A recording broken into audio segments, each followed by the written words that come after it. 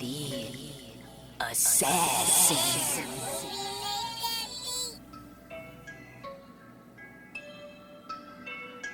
You know I break necks, call me Jack Tate. I have no regrets while your life is fading. I'm a crazy fuck equivalent to Satan. When I'm behind the mic, I feel like the greatest. You know I break necks, call me Jack Tate.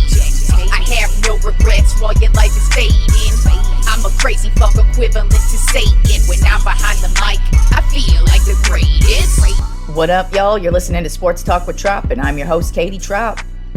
Well, this weekend I ended up filming a new music video for my single Victim Culture that should be coming out in a couple of weeks here. It was a very fun time.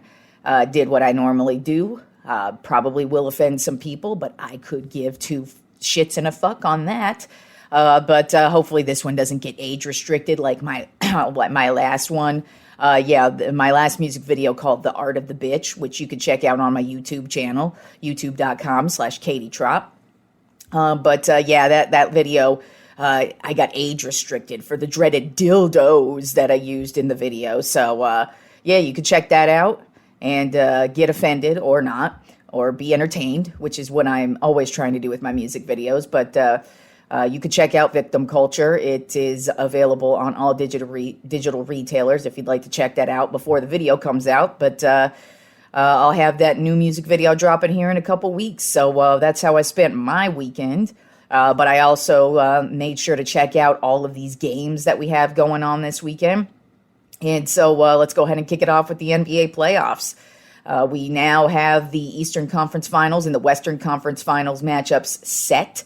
And they do not look like how I predicted them to look like. So let's first talk about how we got there. And starting off in the Eastern Conference, on Friday's show, we already knew the Miami Heat were going to be in the Eastern Conference Finals. So who are they going to be matching up against? Well, in the Boston Celtics versus Milwaukee Bucks series, it ended up going to Game 7. In Game 6, Boston ended up winning 108-95, and that way it was a little bit closer than the score dictates right there. It was close to begin with, but then Boston just started to pull away in the second half, and Jason Tatum just went off. And then in Game 7, Boston ended up winning 109-81, and they just, for the most part, absolutely dominated this game. It really looked like, other than Giannis, the rest of the team was pretty much out of sorts. And Boston's defense just really Boston has been playing the best defense in the league since January. And it showed in the regular season. It showed in the second half of the season. And just as the season has got better, they get better, especially on defense. But then you've got Jason Tatum. And not a lot of people talk about Jason Tatum. Not a lot of people put him on the level of like a Giannis Antetokounmpo. And yeah, that's difficult to put him up there with dudes like him and LeBron and KD. But Jason Tatum is really making a name for himself. And if they end up winning the championship, he is a huge part as to why they will. And so he's really been impressive this not only this series, but this entire season. And so I wouldn't be shocked if he just goes off in this next round and gets his team to the finals. But so the Celtics obviously ended up taking that series in Game 7. It was a great series, the best series out of all of the series in this round of the playoffs. But now our Eastern Conference Finals are set. It's the Miami Heat versus the Boston Celtics. But I'll make my predictions as soon as we go over what happened in the Western Conference this weekend. First with the Memphis Grizzlies versus the Golden State Warriors. Golden State took care of business in Game 6, 110-96, and it really wasn't close for the majority of the game. And I got to keep it real, man. The way this playoffs has been setting up and what's left is it's setting up real nice for Golden State to possibly win another championship. Now they do have some good teams to get through, but it's really looking like Golden State could possibly, like, nobody really thought that they were a legit championship contender. I don't think a lot of people picked them to win the championship this year, not only at the beginning of the season, but even when the playoffs began. I think a lot of people counted them out, and they're looking really solid right now. Klay Thompson's getting better and more healthy, and Steph Curry's on fire. Draymond Green is just back to his old self. And then you have the younger guys like Kuminga and Poole coming up, and they're taking over, and they're playing great basketball. And then you got Wiggins as well. So they're just an all-around solid team, and they've won the championship before. They've got Steve Kerr as their coach. And you really got to watch out for Golden State in the rest of these playoffs here. They did end up winning Game 6, so that means they moved on to the Western Conference Finals. I didn't really expect the Grizzlies to go far. Once Ja Morant was out for the rest of the playoffs, I kind of assumed that it was going to be they were going to get knocked out. Even though they kicked the crap out of Golden State in Game 5, I didn't expect them to win in Game 6. It's too much to overcome without Ja. He's the heart and soul of the team. While they were able to overcome it for a little bit, I don't think they could have won any. They could have come close to the NBA Finals without him. And then in the last matchup in the Western Conference, the Dallas Mavericks versus the Phoenix Suns. Game 7 was last night, and the Dallas Mavericks absolutely dominated the Phoenix Suns 123-90. And it wasn't close at any point in this game. I believe Dallas was up at one point by 44 points. I know it was at 40 points at some point, but I'm pretty sure it was 42, 44, something like that. And it was insane. And that was only in like the second or third quarter, I believe. So, it was a runaway. And, what I take away from this series is Phoenix does what Phoenix does, and that's choke in the postseason like they always do. Even if they're the best team in the regular season, they somehow just know how to stumble all over themselves. And especially in Game 7, man, that was a horrible showing for a Game 7. Like when everything's on the line in Game 7, you got to give it your all. And I don't know what the hell happened to Chris Paul, but that dude disappeared after Game 4, Game 5. He just completely fell off the map.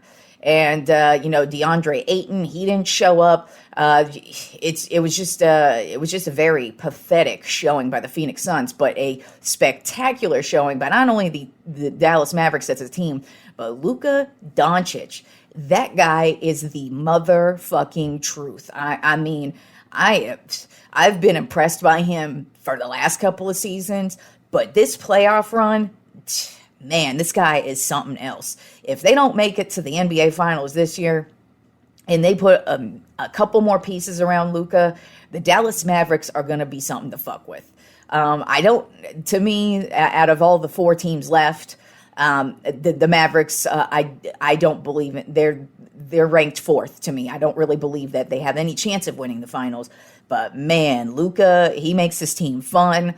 All the shit he talks on the court, the way he gets under dude's skin, and he doesn't really do much. And just his basketball skills are just amazing, man. He knocked down so many shots this entire series, but most notably last night in Game 7, he was just tossing up some threes, and they were just going through like it just like it was the ocean, man. He was just throwing basketballs in the ocean, and it was just knocking all of them down. And it was a very pathetic showing by the Suns, but a spectacular showing by the Mavericks. And way to go, Mavericks. I mean, I hope Golden State is ready for you. I'm picking Golden State in that matchup, but Dallas is a really good team, especially Luka Doncic. So since I went ahead and kind of made my prediction on that, let's go ahead and talk about the Western Conference Finals. It's going to be the Golden State Warriors versus the Dallas Mavericks. I just think the Golden State Warriors, their experience is definitely going to help them in this spot. They've got Kerr, who's a great coach. They got Steph Curry, who's an MVP caliber player who's been dominating the league for years now. You got Draymond Green, the scrappy player that you always need on every team to win a championship. Then you got Klay Thompson, the amazing role player who could come in and he can either score you 10 points and you get the win, or he could drop you 35 points if you need him to. He's not the same Klay, but come on, man. He could still knock it down, and he really has been getting better as the playoffs have progressed on. Where I think Dallas, they've played great basketball so far. They're excellent on the defensive end. And, Luka I don't think he's had a bad game yet in the playoffs. So while I think it's going to be a difficult task for the Mavericks, and I also think it's going to be a difficult task for the Golden State Warriors, I still think the Warriors' experience and just kind of the way they've been playing since the end of the season, they're really on a roll right now. They're really locked in, and they know how to win the championship. So I've got Golden State winning that matchup in 6 games. And then in the Eastern Conference Finals, it's going to be the Miami Heat versus Boston Celtics. And this one, like I was saying about Jason Tatum, that dude, he looks like he's just ready to win a championship. He's ready to make his mark on this league. And I think he's going to do it once again in the Eastern Conference Finals. Now, I don't think it's going to be easy. The Miami Heat are one of the best teams in the league. Obviously, they were the number 1 seed in the Eastern Conference for a reason. Jimmy Butler, he's going to be difficult for them to for the Celtics defense to take care of. But what I think is going to happen is the Celtics will kind of let Jimmy Butler score, but they're going to take away the rest of the players. And I think their defense is just going to lock it down. And they're just going to be way too much for the Miami Heat to overcome, just because Miami doesn't really have any scrappy players. They're not really known for their defense. They're more known for their offense. I still expect this to be a battle between both teams, but I've got the Boston Celtics winning this one in 6 games. And by the way, that pains me to say that, because I do not want to see the Boston Celtics in another NBA Finals, because currently the Celtics and the Lakers are tied for the most championships in the league right now at 17. So I can't have the Boston Celtics taking over the top spot again by winning another championship. But this team is damn good, and they most certainly could win a championship. And like I said about Jason Tatum, he's looking to make his mark in this league. And if he's going to do it, the postseason is where you do it. That's where you always make your mark. And let's see what happens here in this matchup. But I've got Boston winning that one in 6 games. All right, and then moving on to the NHL Stanley Cup playoffs. All the second round matchups are set. We had some crazy matchups in the first round, so it should be about the same here in the second round. Starting off in the Western Conference, in the second round, it's going to be the Colorado Avalanche versus the St. Louis Blues. I already told you on Friday's show that I'm taking the Avalanche in this one. They were one of the top teams for a reason. They've got Nate McKinnon, who's having a great season, but then they also have this guy named Cale Maker. He had a great first round series. So we'll see. I'm pretty sure the Avalanche are going to just carry on the offense into this round. And while the Blues are a very good team, Tarasenko, he had a great round in the great series in the last round. But I think the Avalanche are just going to be way too much for the Blues, and I think they're going to take care of the Blues in 5 games. And then the other matchup in the second round in the Western Conference is going to be the Calgary Flames versus the Edmonton Oilers. And this is a huge rivalry, and it's expected to be a physical battle. But I think I've got the Oilers edging them out in this one. I think it's going to go 7. But the edge to me, and it goes with Connor McDavid. He's a new up-and-comer. And then you got Artemi Panarin. He's having a great season as well, and he had a great first round. And the Oilers just have a ton of offense. And while Calgary also it plays great on the offensive side as well, they're more of a physical team. And the Oilers just they know how to outscore people. And they just were taken to the brink by the Kings in the last round. And that's a good matchup to get you going into the second round. And so I think the Oilers are going to take this matchup in 7. Then moving on over to the Eastern Conference second round matchups, you've got the Florida Panthers versus the Tampa Bay Lightning. The Panthers are the number 1 team in the league this year, but for some reason I'm just leaning towards the Lightning on this one. They played a great first round there. Kucherov, he had an amazing first round, and I just think he's going to be too much for the Panthers to stop. And while the Panthers are great, especially on the offensive side, I just, for some reason, am leaning towards the upset in this one, and I've got the Lightning winning that matchup in 7 games. And then the last matchup in the Eastern Conference is going to be the Carolina Hurricanes versus the New York Rangers. The Rangers were taken to the brink against the Penguins, man. They ended up winning last night in overtime. And but they're running into their arch nemesis this year. The Hurricanes own the the regular season matchups against the Rangers. They faced off 4 times against each other, and the Hurricanes went 3-1 against them. So I just think the Hurricanes have their number. The Hurricanes they play great on offense, and the Rangers, they're just coming off of a really difficult and tough series against the Penguins, who beat them up. So I've got the Hurricanes winning this matchup in 6. So let's move on to my MLB Tropp 10 MLB Power Rankings, and not a lot of shakeups this week, but we do have a new number 1. Thankfully, it's no longer the Dodgers. They did tumble a little bit this week. So let's go ahead and start it off with number 1 on my Tropp 10 MLB Power Rankings with the New York Yankees back up at number 1. They continue to kick some ass this year. Overall, they're 25-9, 7-3 in their last 10 games.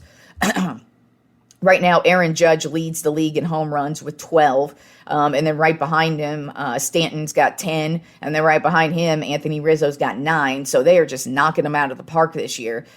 This week they faced off against the White Sox and the Blue Jays. And they absolutely dominated this week, especially offensively. But then you also had Nestor Cortez. He had a great dominant week. And just the pitching has been the biggest surprise to me with the Yankees, because that was my biggest problem with them in the offseason, is that they didn't do shit to take care of this the starting pitching or even the relief pitching. But I guess maybe they knew what they were doing, and so far so good with them. And the offense has been lights out as well. So I got the Yankees at number 1. Then at number 2 on my Tropp 10 MLB Power Rankings, the Houston Astros on an 11-game winning streak this past week. It did get busted on Saturday, but I mean, they got right back on track yesterday. But 11-game winning streak. They're 23-12 overall on the season. This past week they faced the Washington Nationals and the Minnesota Twins and absolutely dominated both teams. And once again, Justin Verlander, he just continues to dominate. I believe he is 3rd or 4th in the league with the lowest ERA. So, man, it's just crazy to see. Like, he's not just pitching well, but he is pitching like he's always pitched, like at Cy Young levels. So if this dude continues to stay healthy, Justin Verlander, man, he could be a potential Cy Young candidate again. I mean, I know we got a long time and a long way to go of the rest of this baseball season, but Verlander is playing great. And offensively, they're playing great as well. You know, Altuve had a great week. Bregman's had a good season. So they're same old Astros, basically. Then at number 3 on my Tropp 10 MLB Power Rankings, at the Los Angeles Angels. Overall record right now, 24-13, 7-2 in their last 10 games. This week they went up against the Oakland A's and the Tampa Bay Rays. And Shohei Ohtani hit his 100th career home run this week.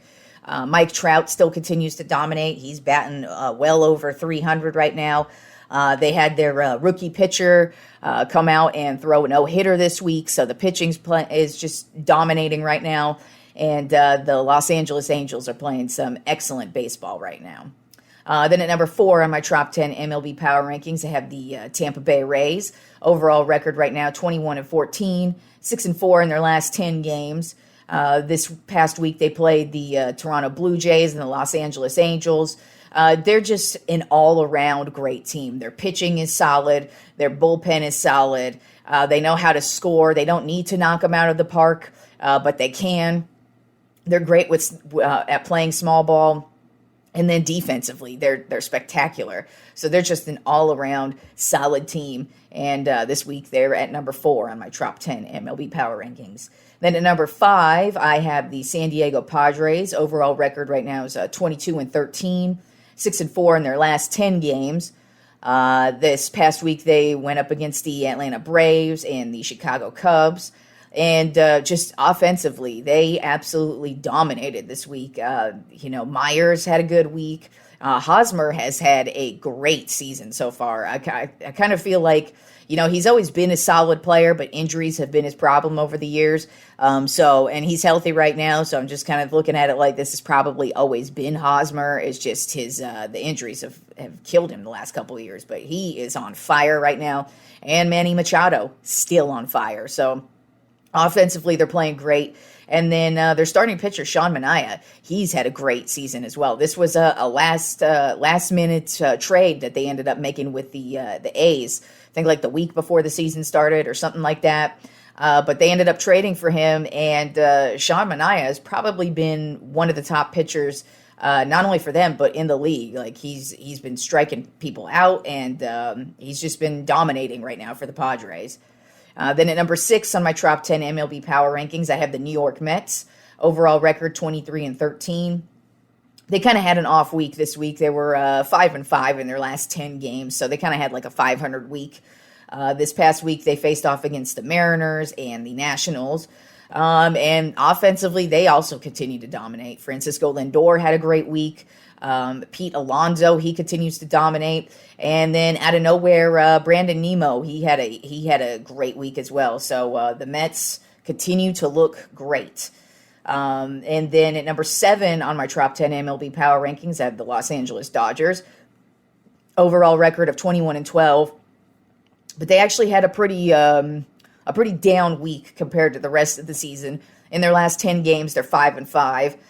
This past week, they went up against the Phillies and the Pirates, and it was very shocking because they lost their first series. I think it was against the Pirates, and the Pirates are not that good of a team. So, and I think that was their first series they've lost of the season. Maybe the Phillies won. I don't recall. I know it was one of those two. But they did not have a good week overall. Although Gavin Lux, he hit a big game winner against the Phillies earlier in the weekend. And then Mookie Betts, he just continues to have a great season so far. And then Urias, their starting pitcher, he finally had a pretty solid outing this week. And just overall, their week was kind of down, but still they're at number 7 on my Tropp 10 MLB Power Rankings. Then at number 8, I have the Milwaukee Brewers at overall record 22-13. They also had kind of just a mediocre week, like the Dodgers as well. Last 10 games, they're 5-5. They faced off against the Marlins and the Reds this week.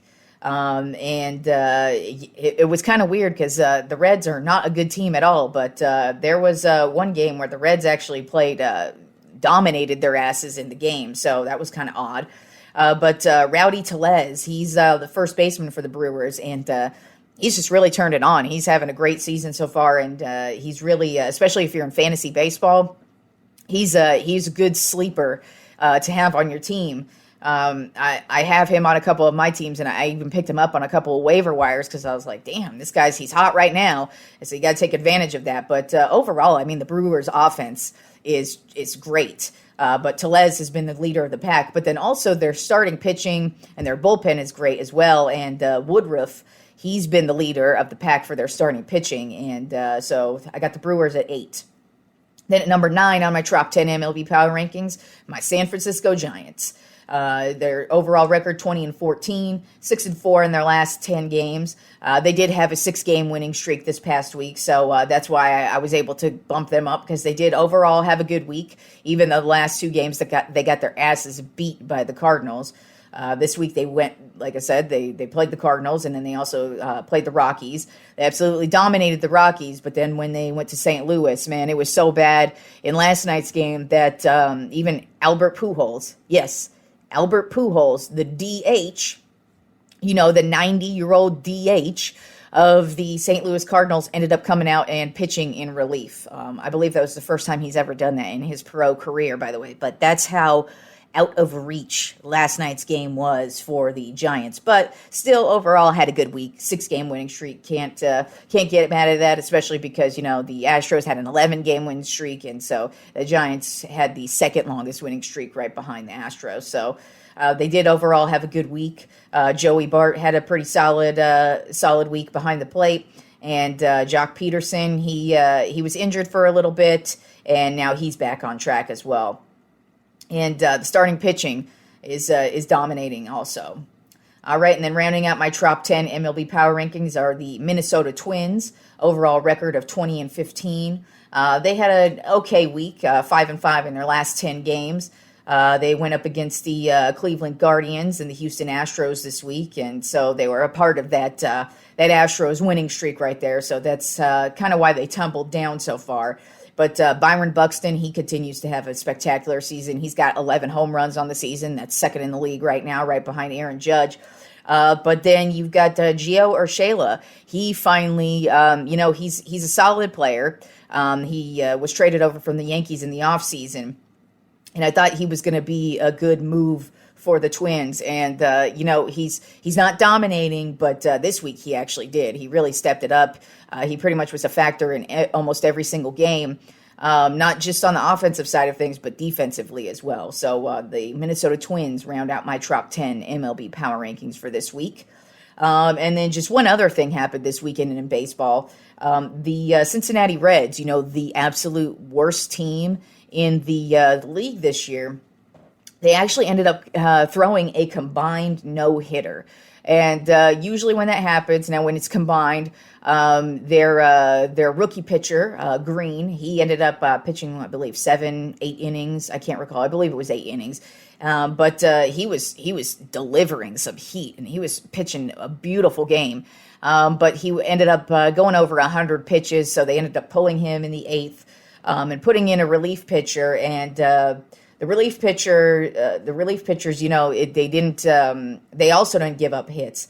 But unfortunately, they gave up 3 walks, and then there was a fielder's choice double play. And so that's actually how the Pittsburgh Pirates ended up scoring a run. And so, the Reds ended up getting a combined no-hitter. And usually in that case, you're like, oh, awesome. You usually win. But in classic Cincinnati Reds fashion for the year of 2022, they lost that game. And I believe there's only been 6 other no-hitters where that team who has the pitcher with the no-hitter, they have lost. So it's very rare when your team loses with a no-hitter. But the Cincinnati Reds are such a god-awful team this year that that's kind of how their season has gone. All right, and then we're going to end today's episode with some random NFL news. I don't know if it's really news, but it's more just I saw this and I had to say something about it. But last night it was announced that Drew Brees is no longer going to be working with NBC this year. And he had also tweeted out something like he doesn't know what he's going to do, but in there he said the possibility of coming back to football. Now, first of all, to touch on the NBC thing, he was awful at being on NBC. He was so bad at doing the pregame shit. I couldn't stand listening to him because he was so robotic and uncomfortable, and he didn't look like he belonged there. So the fact that he is no longer with NBC is not surprising at all to me because he was awful at that job. So he definitely needs to find something else that he's better at because he was not good at that at all. But then as far as him coming back to the NFL, that's a bad idea, Drew. While I respect the great career of Drew Brees, he did have an amazing career, Hall of Fame career, one of the greatest quarterbacks of all time, hands down. He totally took the New Orleans Saints organization from the bottom, and they ended up winning a Super Bowl in his tenure. So he's owned numerous records, so I have respect on Drew Brees' name. But the last season that he played was awful. It looked like he needed to retire the season before he retired. So him coming back, I don't think that's really going to happen. I wouldn't be shocked if it happened, but it shouldn't happen. It was obvious that he needed to retire just because you could tell he had so many physical limitations with the game. And I don't see him coming back. He shouldn't come back. I don't know what else he wants to do, but coming back to football is not a good idea, just because he played horribly that last season, and it was just time to go. Sometimes that is it. It's just time to go. And like I said, on NBC, he did an awful job. So I don't know if another network is going to pick him up. They probably shouldn't, because he was bad at it. He was very hard to watch.